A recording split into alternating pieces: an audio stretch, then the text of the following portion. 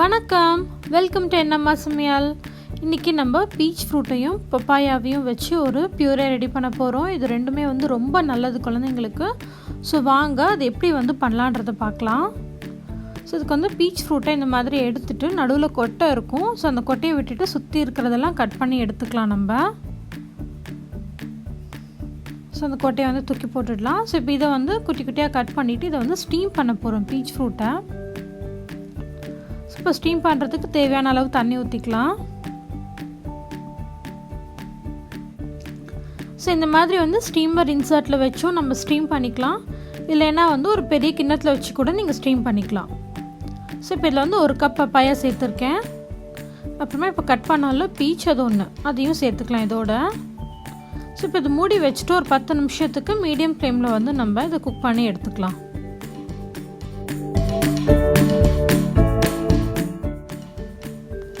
So இப்போ 10 நிமிஷம் ஆகிடுச்சு, நல்லா சூப்பராக வெந்துருச்சு.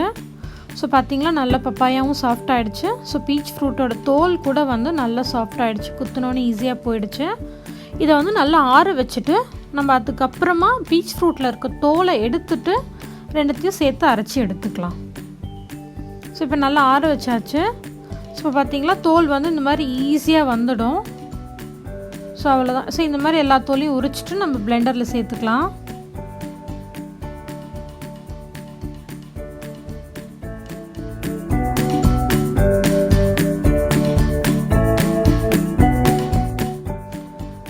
ஸோ இப்போ இது நல்லா ஸ்மூத்தாக அரைச்சிக்கலாம் நம்ம. ஸோ அவ்வளோதான், ரொம்ப ஈஸியான ஹெல்த்தியான பியூரே ரெடி குழந்தைங்களுக்கு. ஸோ இதை இப்படியே ப்ளைனாகவும் கொடுக்கலாம். எக்ஸ்ட்ரா ஃப்ளேவருக்கு வேணும்னு நினச்சோன்னா இதோட தயிர் கலந்து கொடுக்கலாம், அது ரொம்ப நல்லாயிருக்கும். தயிர் நம்ம குழந்தைங்களோட டயட்டில் சேர்த்துக்கிறது ரொம்ப நல்லது. ஸோ நான் இங்கே ஒரு டேபிள் ஸ்பூன் அளவுக்கு தயிர் எடுத்து அந்த பியூரேவோட கலந்துக்கிறேன் நான். ஸோ அவ்வளோதாங்க, பப்பாயா பீச் யோகர்ட் ரெடி ஆகிடுச்சு.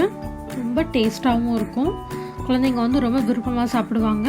இந்த வீடியோ பிடிச்சிருந்ததுன்னா லைக் பண்ணிக்கோங்க, என் அம்மா சமையல் சேனலை சப்ஸ்கிரைப் பண்ணிக்கோங்க, அப்படியே அந்த பெல் ஐக்கானையும் கிளிக் பண்ணிக்கோங்க. நம்ம நெக்ஸ்ட் வீடியோவில் மீட் பண்ணுவோம். தேங்க்ஸ் ஃபார் வாட்சிங்.